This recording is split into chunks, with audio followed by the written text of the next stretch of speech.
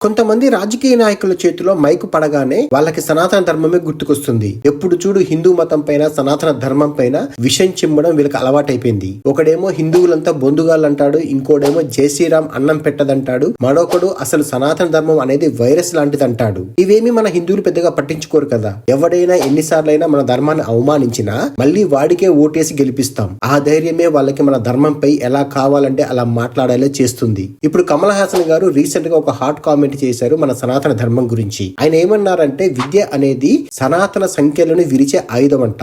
అసలు ఈ కమల్ హాసన్ కి సనాతన ధర్మం గురించి తెలుసా? 9వ తరగతిలోనే స్కూల్ మానేసి కాలేజీకి కూడా వెళ్ళని ఈ కమల్ హాసన్ కి సనాతన ధర్మం గురించి ఏం తెలుస్తుంది, ఎలా తెలుస్తుంది? ఇప్పుడు ఈయన విద్య గురించి, సనాతన ధర్మం గురించి చదువుకుంటున్న విద్యార్థులకు ఉపదేశాలు ఇస్తున్నారంటే నవ్వాలో ఏడవాలో అర్థం కావడం లేదు. ఆయనకు ఒక ఫిక్స్డ్ ఎజెండా ఉంది. అలాగే ఆయన హిందూ వ్యతిరేకి కూడా. ఆయన ఆ పాయింట్ ఆఫ్ వ్యూ లోనే ఈ స్టేట్మెంట్ ఇచ్చారు.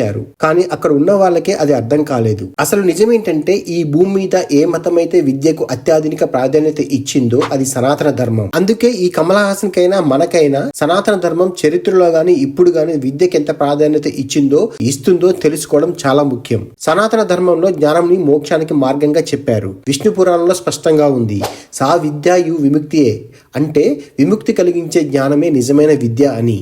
గురు బ్రహ్మ, గురు విష్ణు, గురుదేవో మహేశ్వర అని గురువుని త్రిమూర్తులతో పోల్చిన ధార్మిక భావన సనాతన ధర్మంలో ఉంది. గురువులను దేవుళ్ళతో సమానంగా చూసిన ధర్మం ఏదైనా ఉందంటే అది ఒక సనాతన ధర్మం మాత్రమే. ప్రపంచం అడుక్కు తినే రోజుల్లోనే భారతదేశంలో గురుకులాలు ఉండేవి. ఇక్కడ ఎలాంటి వర్ణం, వర్ణభేదం, ధనవంతుడు, పేదవాడు అనే తేడా లేకుండా అందరూ కలిసి చదువుకునేవారు. పురుషులు, మహిళలు అన్న తేడా లేకుండా అందరికీ విద్య తప్పనిసరి. పిల్లలకి వేదాలు, ధర్మజ్ఞానం మాత్రమే కాక గణితం, ఖగోళ శాస్త్రం, ఆయుర్వేదం, యుద్ధ విద్యలను కూడా నేర్పించేవారు. భారతదేశంలో ఎంత గొప్ప విశ్వవిద్యాలయాలు, గురుకులాలు ఉండేవి తెలుసా?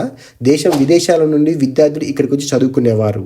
నలంద విశ్వవిద్యాలయం లైబ్రరీని దహనం చేసినప్పుడు అక్కడ 90 లక్షల దాకా పుస్తకాలు ఉండేవి. అవి నెలల తరబడి కాలిపోయాయి. అవి ఎవరు ఎందుకు తగలబెట్టారో ప్రపంచానికి తెలుసు.